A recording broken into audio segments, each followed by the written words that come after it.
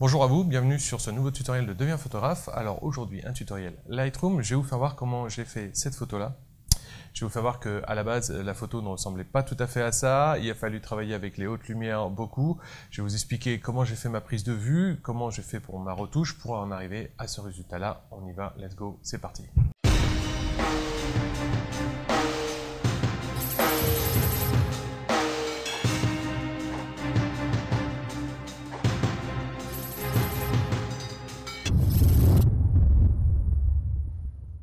Alors, un petit aparté avant de démarrer, je suis désolé d'en parler de ça, vous n'aurez pas de tutoriel la semaine prochaine, pour la bonne raison, c'est que j'avais prévu de faire en fait un retour d'expérience sur ma tablette Wacom là ici. Le problème c'est qu'il me faut deux caméras, et ceux qui sont sur mon groupe Google+, vous le savez maintenant, je me suis fait tirer mon sac avec 10 000 € de matos dedans, donc du coup j'ai deux APN en moins, ceux qui pouvaient filmer. Là je filme avec ma petite caméra, pour ça je vous prie de m'excuser si jamais la qualité n'est pas aussi bonne que d'habitude au niveau de l'image. Donc en gros, pas de tutoriel pour la fin de l'année, j'en suis désolé, mais il va falloir que je rachète tout mon matériel avant de pouvoir le faire. Il faut attendre évidemment que les assurances se réveillent pour récupérer un minimum, et puis après racheter tout mon matériel pour pouvoir refaire. Je vous l'ai dit, hein, 2 APN, 4 objectifs qui ont disparu comme ça, donc ça va être un peu dur au départ, il va falloir racheter progressivement pour pouvoir refaire des choses intéressantes. Allez, ceci dit, petit aparté fini, on y va, on va travailler donc sur Lightroom. Je vous disais, on va faire cette photo là, mais je vais vous faire voir au départ, sans compromis, comment je l'ai prise. Alors, je vous disais, nous allons arriver à cette photo ici avec Lightroom. De quoi suis-je parti et qu'est-ce que j'ai fait comme opération dessus? Déjà, les exifs, puisque ça peut en intéresser certains si vous habitez à Paris, vous voulez refaire un peu la même photo. J'étais en ISO 400, en 24 mm, j'étais à f11 et à 5 secondes. Alors, ça va donner quoi tout ça? Déjà, f11, on le voit un peu avec les lumières ici. Je vous renvoie vers le tutoriel sur la diffraction dont j'ai déjà parlé. Alors, on ne parle pas de retouche dans ce tutoriel-là, je parle vraiment de comment obtenir ces effets de lumière-là. Pareil, on le voit aussi un petit peu au niveau de la lune ici, et puis on voit ici le rayonnement du lampadaire qui était sur le côté. Ensuite, après, 24 mm fait que j'ai déformé beaucoup la photo, c'est-à-dire qu'à la base, ici, la tour Eiffel, elle n'est pas droite du tout. J'ai profité de ce jour-là, pourquoi? Parce qu'on avait une journée magnifique, une nuit magnifique, avec la pleine lune ici, et en plus, comme il a plu pendant l'après-midi, et bien du coup, on avait un ciel bien bleu, bien dégagé, ce qui n'est pas souvent le cas sur Paris, souvent c'est pollué. Donc là, en fait, j'ai profité de ça. Alors, comment j'ai su que la pleine lune allait être juste à côté de la tour Eiffel? Eh bien en fait c'est tout simplement parce que j'utilise une application qui s'appelle TPE, c'est-à-dire en gros c'est les éphémérides pour les photographes. C'est une application qui va vous dire où et quand le soleil et la lune vont se lever et se coucher bien évidemment, et pendant toute la journée, peu importe où vous êtes dans le monde, vous indiquez où vous êtes, et du coup vous allez pouvoir en fait suivre l'orientation de la lune par exemple pour cette nuit-là, et savoir où elle est à cette heure-là. Donc du coup je savais qu'à cette heure-là elle allait être ici. Donc c'est beaucoup plus simple. Vous pouvez jouer avec les heures, c'est-à-dire une fois que vous êtes sur l'application, vous jouez avec les heures et vous saurez exactement où c'est pour telle ou telle heure. Donc, ce que j'ai fait là, j'ai fait beaucoup de travail dessus, j'ai redressé ici évidemment les perspectives, j'ai rattrapé surtout la partie blanche ici. Alors, ça c'est un autre point que j'aborderai dans un dossier plus complet sur le RAW, sans aucun doute très prochainement. C'est-à-dire que quand j'achète un nouvel appareil photo, ce que je fais, je le teste à fond. Alors là, on était en mois de mars 2014, j'ai acheté mon appareil photo un peu plus tôt quand même, parce que j'avais acheté en décembre 2013, et celui qui s'est fait voler, oui. Et un de ceux qui s'est fait voler d'ailleurs. Et du coup, ce que j'ai fait, c'est que j'ai testé à fond mon appareil photo à chaque fois. C'est-à-dire que ce que je fais, j'essaie de voir jusqu'où je peux aller au niveau de la plage dynamique et tout ça, même si le constructeur nous en donne. Je vous rappelle que vous avez DxO Mark aussi, qui est un très bon site qui vous permet de tester ça. Et du coup, j'aime bien pousser à fond pour savoir ce que je peux faire. Alors, ne comparez pas les photos que vous voyez sur notre site et les photos que l'on prend ou celles que vous prenez. Bien évidemment, on a retravaillé les photos. Je vous fais voir l'original. La voici. Vous voyez que ici, il y a beaucoup de travail, c'est-à-dire que vous voyez que la tour Eiffel est complètement penchée, on a des branches ici qui ont disparu sur la version finale ici. Ensuite, après, vous voyez qu'ici c'est complètement cramé dans le carrousel, alors qu'ici ça ne l'est pas du tout. Ensuite, après, vous voyez que du coup la balance des blancs n'est pas tout à fait bonne non plus, même si j'étais à 3200 degrés Kelvin, j'avais réglé sur ampoule, j'aurais dû faire un réglage manuel avec ma charte de blanc, bien évidemment, mais je ne l'avais pas avec moi, bien évidemment, comme d'habitude, je l'ai oublié. Donc en RAW, vous vous souvenez, je vous renvoie vers ce tutoriel-là. qui a fait beaucoup de bruit, surtout sur la forme plutôt que sur le contenu. Donc du coup, on va récupérer la balance des blancs sans aucun problème. Ce que j'ai fait, c'est que j'ai fait un mixte en fait entre surexposé et sous-exposé, puisque vous voyez qu'ici le ciel est plus sombre quand même qu'ici. Le truc, c'est que en fait, c'est pas très grave, il vaut mieux tout de même surexposer que sous-exposé. Là, c'est une polémique qui existe depuis je sais pas combien de temps sur les forums, depuis que le numérique existe, on va dire, pratiquement, et c'est purement mathématique comme résolution. Dans un JPEG, dans un RAW aussi, et bien évidemment, on stocke à peu près 9 fois plus d'informations dans les tons clairs que dans les tons foncés pour chaque couleur. Résultat des opérations. Cramer, c'est quoi? Quand je dis cramer, c'est par exemple ici, vous voyez, si je clique ici sur la petite flèche en haut, il m'indique toutes les parties où j'ai perdu des détails. Par exemple, ici, je suis pas capable de lire la marque de l'ampoule. On a perdu les détails. Ça veut dire que j'ai perdu des informations dans les parties cramées. Si on regarde ici, si j'appuie ici sur la flèche bleue, je vais avoir les parties sous-exposées. Vous voyez qu'il n'y en a pas ou quasiment pas, puisque moi, j'arrive pas à les voir à l'œil nu, donc j'ai pratiquement pas sous-exposé. Ceci dit, si vous regardez bien mon histogramme ici, il est borderline quand même ici à gauche, c'est-à-dire que j'ai fait le plus sombre possible sans avoir une marge comme ça à côté qui ferait que ce serait encore plus serré ici à droite. À droite, évidemment, c'est les tons clairs, à gauche, c'est les tons foncés. Donc, résultat des opérations ici, c'est que je suis borderline ici, mais par contre ici, je suis complètement cramé. Alors, en JPEG, vous êtes mort. En RAW, on peut récupérer énormément de choses. Il aurait mieux fallu, si vous êtes en JPEG, dans ces cas-là, prendre 3 photos avec des expositions différentes, ce que l'on appelle du bracketing en fait. J'ai une exposition à -2, une exposition normale et une exposition à +2. À +2, bah du coup, +1, j'irai de -2 à +1, j'irai plutôt. Ici, vous allez récupérer à +1 tout le ciel ici, et à -2, vous allez avoir tout le carrousel ici correct ici. Alors c'est ce que j'avais fait sur d'autres photos ce jour-là, pour essayer en fait la fonction HDR de mon appareil photo. Sauf que je trouvais que la fonction HDR donnait ce genre de choses, c'est pas très beau. Moi, j'aime pas. Donc, j'ai préféré ne pas les garder. Bien évidemment, je vous rappelle, la version finale que moi j'ai, c'est celle-ci. Donc, c'est pas très beau. Alors, on part de celle-ci. Alors, ce que je vous ai dit tout à l'heure, on va commencer déjà par s'occuper de la forme. C'est-à-dire, on va redresser ici les perspectives. Vous allez y venir ici sur correction de l'objectif. Alors, ça, c'est quelque chose qui est assez barbant pour nous. Hein. Je suis désolé, mais je suis gaucher. Et évidemment, la tablette est prévue pour les droitiers, pour les gauchers, mais pas le logiciel. Résultat d'opération, bah, il faut que je me débrouille moi pour essayer de voir ce que ça donne avec mon bras dessus. Donc ici j'active déjà tout ce qui est automatique. Donc supprimer en fait le profil de correction, vous voyez qu'ici ça va corriger ici. Alors c'est-à-dire que quand vous prenez en 24 mm comme ici, il y a une espèce de petite bulle au centre de la photo, c'est-à-dire qu'elle est bombée un peu au centre et puis ça en refait comme ça un peu. Et vous voyez que quand j'active ici, tic, je redresse ici.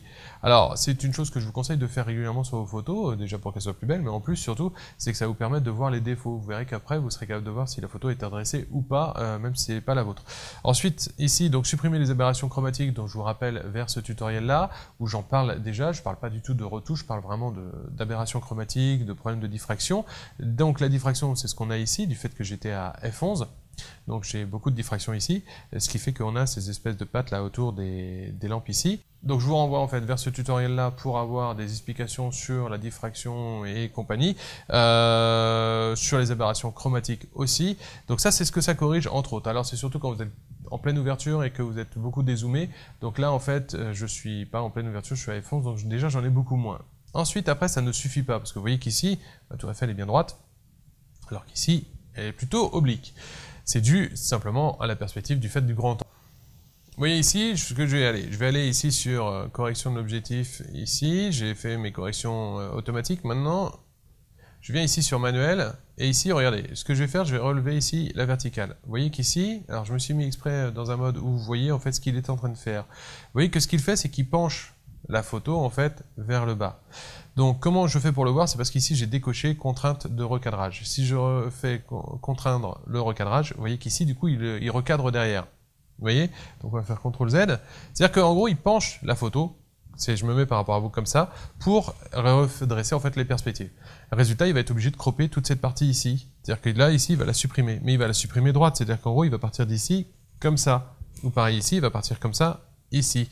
Ça veut dire quoi? Ça veut dire qu'en gros, quand vous allez prendre avec un grand angle, faites attention de prendre plus large, de manière, je parle au niveau du cadrage, de manière à ce que lorsque vous allez redresser vos perspectives, bah, du coup, vous puissiez avoir quelque chose qui ne va pas cropper en fait ce qui vous intéresse.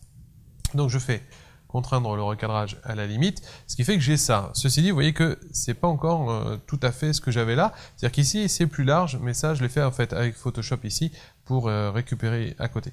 Donc On peut évidemment retailler autrement dessus, mais là c'est déjà pas mal. Ensuite, qu'est-ce qu'on va faire? On va commencer par corriger aussi notre balance des blancs. Alors je vais ici aller sur balance des blancs. Vous voyez que j'avais réglé à 3002, donc je suis en pool. Pourquoi? J'avais tout simplement pas pris ma charte de blanc, sinon j'aurais réglé avec ma charte de blanc et j'aurais eu la bonne balance des blancs tout de suite. Alors soit vous le faites ici en manuel, ce qui n'est pas forcément le mieux, soit vous le faites ici en auto, ce qui n'est pas trop mal. Par contre, vous voyez qu'ici, du coup, les lampes sont toujours cramées. Alors on va venir ici sur haute lumière et on va déjà récupérer au maximum les hautes lumières. Vous voyez que déjà ici, vous voyez ce qui s'est passé au niveau de mon histogramme? Regardez, si je me remets mes hautes lumières à 0, vous voyez ici l'histogramme, c'est en gros, c'est comme si je prenais ici, avec mon stylet ici, et je tirais ici, vous voyez, pour descendre ici, vous voyez que du coup, ça c'est le blanc, et ici c'est les hautes lumières, on va descendre, s'il veut bien choper, voilà, il va descendre ici les hautes lumières, donc hop, vous voyez ici, ça fait que du coup il n'y a plus rien de cramé. Alors le blanc, je vais le remonter un petit peu, sinon ça fait un truc un peu bizarre. Voilà. Vous voyez qu'ici du coup je n'ai plus rien de cramé, je n'ai plus rien de bouché, donc j'ai quelque chose d'un peu mieux. Alors ce qu'on va faire maintenant, c'est qu'on va récupérer les basses lumières, puisque vous voyez qu'ici c'est un peu sombre. On va faire l'inverse, tout simplement, on va aller dans l'autre sens. Vous voyez que du coup, regardez bien mon histogramme en haut, il va monter ici, vous voyez, au fur et à mesure que je monte. Par contre, mes hautes lumières, évidemment là, ne sont pas touchées, c'est juste les basses lumières. Alors pareil, on peut faire pour le noir, récupérer derrière. Alors, par contre, ça veut dire quoi? Ça veut dire qu'en gros, je resserre mon histogramme. Qu'est-ce que ça veut dire? Ça veut dire que je resserre les hautes lumières, je baisse les hautes lumières, je monte les basses lumières. Résultat des opérations, je diminue les contrastes. Donc si vous voulez récupérer un petit peu de contraste sur votre photo, vous venez ici simplement sur contraste et vous allez récupérer ici un petit peu de contraste si vous voulez. Vous voyez, on va pouvoir faire, parce que vous voyez, contraste au mini, ça fait vraiment pas beau. Donc on va pouvoir récupérer un petit peu les hautes lumières. Encore, je vais récupérer du moins les basses lumières un petit peu plus.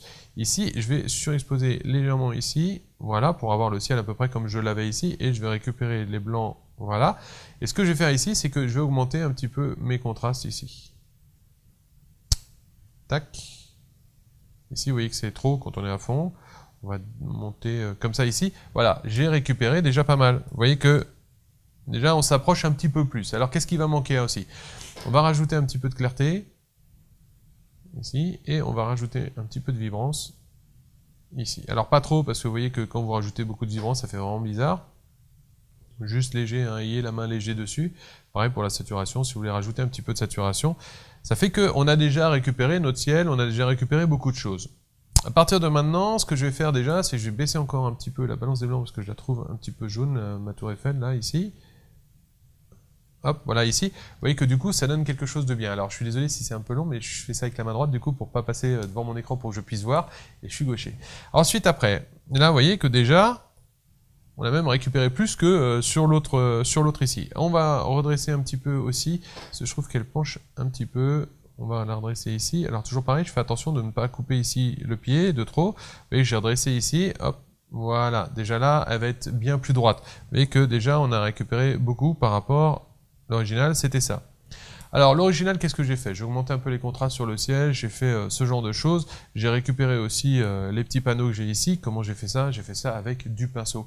Donc comment je vais récupérer le reste? Eh bien en fait ce que je vais faire un pinceau. Donc je vais créer ici mon pinceau, vous voyez je clique sur pinceau tout simplement. Ce que j'ai ici c'est que j'ai augmenté un petit peu l'exposition et regardez, si j'ai ici, j'ai un bord doux bien évidemment et si je peins ici, vous voyez sur les petits panneaux ici, je vais récupérer déjà mes petits panneaux. Alors c'est vraiment du coloriage, hein, c'est-à-dire qu'en gros vous allez récupérer derrière. D'où l'utilité d'une tablette graphique, alors pas forcément avec un écran, hein, on peut avoir sans tablette, moi c'est ce que j'ai habituellement sans trop de graphique derrière. Ce que je vais faire ici, c'est que je vais augmenter un petit peu les contrastes, vous voyez, pour récupérer un peu le détail des dessins à l'intérieur, voilà ici. Donc vous voyez ici que j'ai récupéré déjà pas mal. Alors, je peux encore descendre ou monter évidemment la température pour avoir quelque chose de bien. Vous voyez que quand on est gaucher, c'est vraiment pas évident, ce genre de choses, c'est assez hallucinant qu'on ne prévoit pas encore aujourd'hui. Vous voyez que du coup j'ai récupéré pas mal ce que je pouvais faire. Donc si vous voulez voir évidemment les différences, vous cliquez simplement ici, vous voyez, avec, là avec, voilà, et là sans. Vous voyez, j'ai récupéré quand même une partie de mes petites icônes ici pour avoir quelque chose de plus clair. Par contre ici, je trouve ça encore un petit peu trop clair ici, donc je vais créer un nouveau pinceau, ici, voilà. Et avec ce nouveau pinceau, ce que je vais faire, c'est qu'au lieu de surexposer, j'ai légèrement, je dis bien légèrement, du style 0,3, 0,5, ici, sous-pinceau. Alors, ce que je vais faire maintenant, c'est que je vais créer un deuxième pinceau pour assombrir un tout petit peu, vous voyez les parties très claires ici. Donc ce que je vais faire ici, je vais créer un nouveau pinceau, au lieu de surexposer, je vais sous-exposer un petit peu à 0,6 à peu près.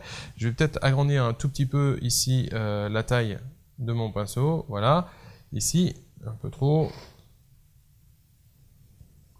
Et ce que je vais faire, je vais juste colorier ici, vous voyez, pour descendre juste les basses lumières. C'est pas très compliqué, hein. Vous y allez franco, hop, ici, vous voyez, on récupère un petit peu ici toutes les hautes lumières qu'on a ici. Pas les basses lumières, les hautes lumières qu'on a ici. Je vais récupérer aussi un petit peu ici, et voilà.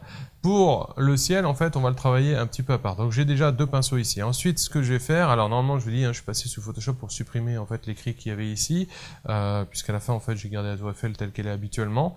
Ici, ensuite après, ce que je vais continuer à faire, c'est que je vais pouvoir peindre directement sur la tour Eiffel un pinceau pour travailler la tour Eiffel. Donc, vous créez un nouveau pinceau ici, je vais le peindre ici, et ce que je vais faire, vous voyez, ici, je vais légèrement sous-exposer juste la tour Eiffel ici. Voilà, vous voyez qu'ici en fait c'est pas mal. Alors je vous rappelle, hein, au niveau du flux et du contour progressif et du débit, la densité c'est 100% si jamais vous voulez que on aille jusqu'à 100%. Le débit, c'est-à-dire à chaque fois que vous allez passer, vous allez avoir un débit de 10, 20, 30%, et ce débit ne peut pas dépasser en fait la densité. Si par exemple, si je mets le débit à 20%, la densité à 100, à chaque fois que je vais passer, il va rajouter 20% jusqu'à 100%, 20, 40, 60, 80 et 100. Si jamais vous mettez par contre la densité à 80, ben en gros il va faire 20, 40, 60, 80 et il ne pourra pas aller plus loin. Voilà ce que c'est en fait. Le contour progressif, ça vous le savez maintenant, c'est-à-dire qu'en gros vous voyez ici j'ai un contour progressif entre le centre ici de ma croix et le premier contour et ce qu'il y a autour. Plus je monte évidemment le contour progressif ici, hop, ici, plus je le baisse du moins, plus ça va être dur, c'est-à-dire qu'ici si je peins, vous voyez tout de suite on voit un gros trait ici, alors que si jamais je monte le contour progressif ici à 100%, vous voyez que ça va être plus diffus. Vous voyez ici c'est beaucoup plus diffus. Donc on va faire CTRL Z. Voilà. Donc ça c'est mon pinceau pour ma tour Eiffel. L'avantage de faire ça comme ça un par un, c'est que je vais pouvoir en fait travailler ma tour Eiffel vraiment comme je le sens. Vous voyez ici indifféremment de ce qui l'entoure.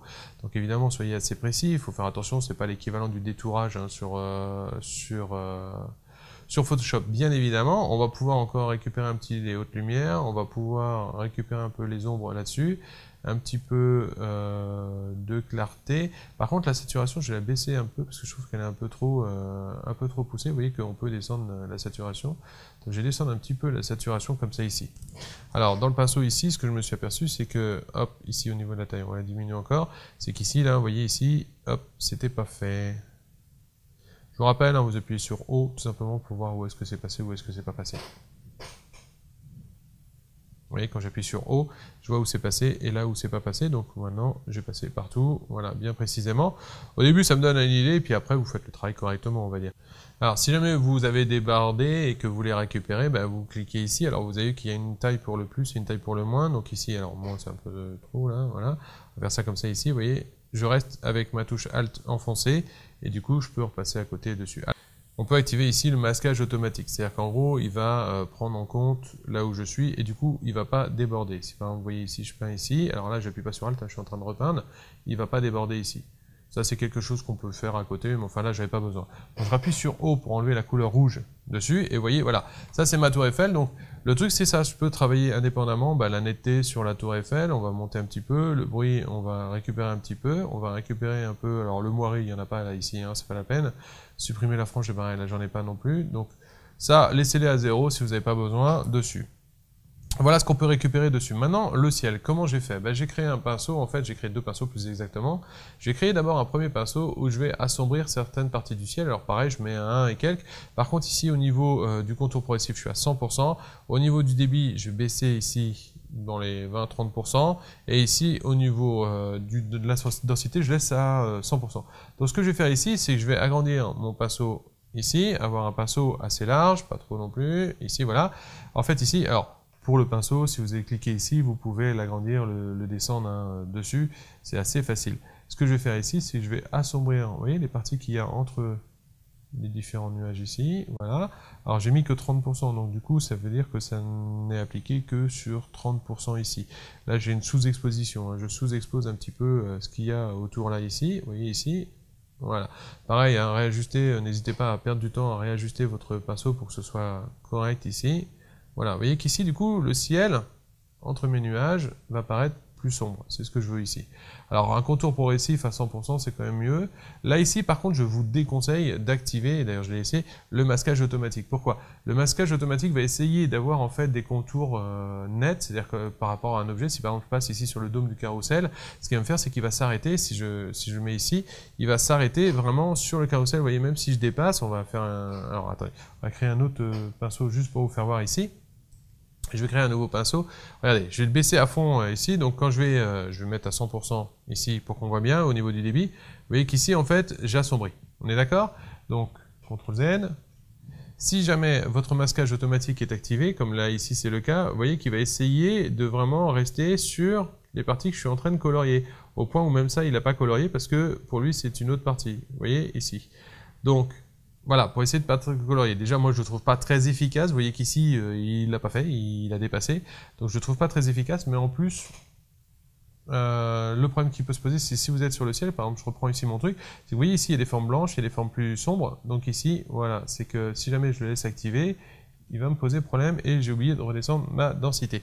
On va descendre ici la densité, le débit, excusez-moi. On va descendre ici à 25-30%. Voilà, ici, je colorie un petit peu, vous voyez, pour assombrir un petit peu. Voilà. Vous voyez qu'ici, j'ai repeint un petit peu le ciel sombre. Alors maintenant, je vais en créer un nouveau et je vais faire l'inverse. Celui-là, je vais surexposer un petit peu, ici, et je vais passer en fait sur mes nuages ici. Donc, je vais créer un nouveau ici, hop, et on va passer ici sur les nuages. Pareil, j'ai ici pas 100% au niveau du débit, je suis toujours à 25-30% pour avoir quelque chose d'un petit peu plus clair ici. Vous voyez ici, hop, on va augmenter un petit peu toute la clarté au niveau des nuages ici, voilà. C'est purement de la peinture, hein, ni plus ni moins, c'est en gros, il faut peindre. C'est pas plus dur que ça, la photo, il faut apprendre à peindre pour faire de la photo. Voilà, donc ici j'ai récupéré en fait pas mal le ciel. Si jamais je reviens en arrière ici, donc ici j'ai ajouté des contours et tout ça au niveau de l'historique, on va descendre au niveau de l'historique, voilà. C'est que je suis parti de ça, vous voyez un ciel plus fade, un ciel plus contrasté ici, de manière à avoir vraiment des nuages qui vont ressortir. Alors, si ça ne suffit pas, bien évidemment, vous revenez ici sur votre pinceau, hop ici, voilà, et vous pouvez rééclaircir un peu derrière. Alors, ça rame un peu, je suis désolé, c'est dû au fait du logiciel de capture d'écran, du fait que je capture un écran de 22 pouces, forcément, ça rame un petit peu. Et ici, hop, vous récupérez ça comme ça. Alors, ensuite, très simple, il y a aussi les corrections ici, avec l'outil correcteur ici, suppression des défauts, vous venez là, et ce que vous faites, vous voyez ici, alors pareil, j'aime bien avoir une taille en fait de pinceau adéquate par rapport à ce que je veux supprimer. Là, vous voyez, j'ai une petite branche qui apparaît ici, je vais faire ça là, ici, comme ça, voilà, la petite branche a disparu.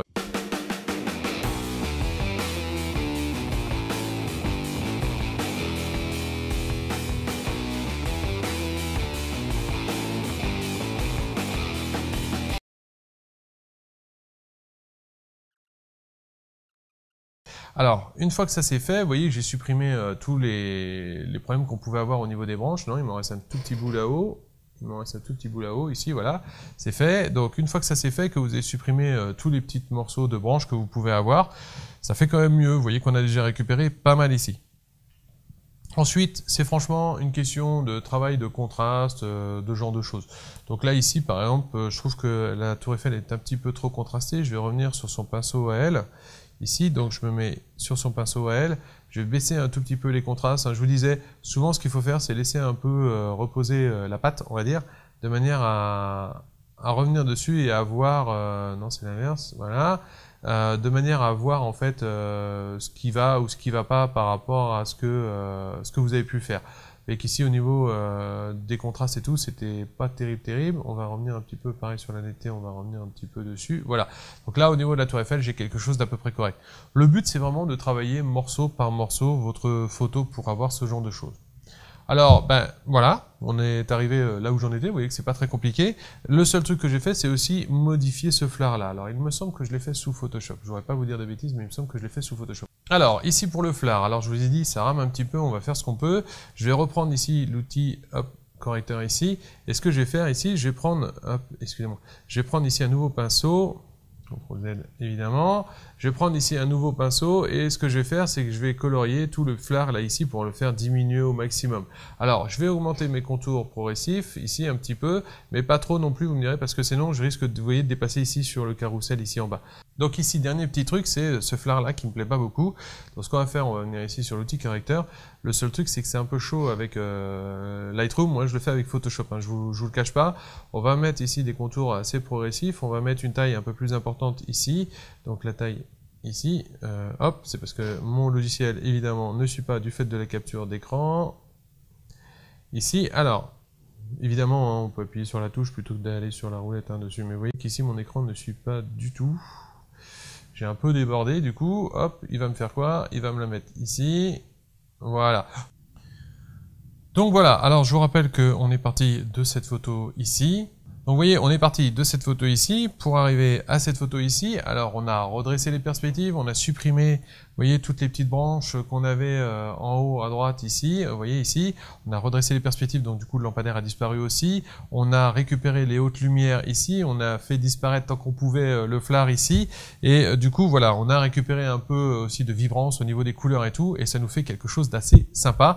J'ai retravaillé le ciel, vous savez, avec des pinceaux pour assombrir les sombres, éclaircir les clairs, un peu comme je faisais pour le noir et blanc, de la même façon, et du coup ça nous donne quelque chose de vraiment sympa. Ce que je vous conseille moi franchement, c'est de tester vraiment vos appareils photo pour savoir jusqu'où vous pouvez aller. Évidemment ça c'est du RAW, en JPEG c'est mort, vous n'y arriverez pas, si c'est cramé vous n'y arriverez pas. Qui plus est, le RAW, faut le savoir, gère mieux les ISO que le JPEG. Alors une chose qu'on peut faire encore ici, c'est au niveau des détails ici, c'est par exemple augmenter un peu le grain, monter un petit peu le masquage ici, et ce que je vais faire ici, donc appuyer sur Alt, mais ça je vous renvoie vers déjà ce que j'ai déjà fait à droite à gauche. Vous voyez que ici, alors quand évidemment, voilà, et je récupère ici pour récupérer un maximum au niveau des détails ici. Donc voilà, j'ai quelque chose d'assez lisse, assez sympa ici, qui est vraiment très bien. Après voilà, on peut toujours revenir sur certaines parties de la photo en augmentant ou en baissant les contrastes, c'est l'utilité des pinceaux. Donc voilà, vous voyez que d'une photo, on va dire, somme toute moche la nuit, on est arrivé à quelque chose d'assez sympa. Ce qu'il faut, c'est réussir à savoir quand est-ce que c'est possible ou pas. Pour ça, déjà, testez votre appareil photo pour savoir jusqu'où vous pouvez aller. Moi, j'ai testé aux extrémités, maximum d'ISO, sachant que quand vous montez vos ISO, vous diminuez la plage dynamique, c'est-à-dire qu'en gros, les contrastes sont plus forts. Faites attention à ça, évidemment, le bruit, mais ça, j'ai pas besoin de vous en parler, vous le savez très bien que quand on monte les ISO, on augmente le bruit. Donc, faites attention à ça, n'augmentez pas trop vos ISO, sinon vous allez diminuer un peu votre plage dynamique. Donc du coup, faites attention, ne pas monter trop vos ISO. Là, j'étais déjà à 400. Bon, sur un 5D Mark III, ça suffit, il n'y a pas de problème, il le passe très bien.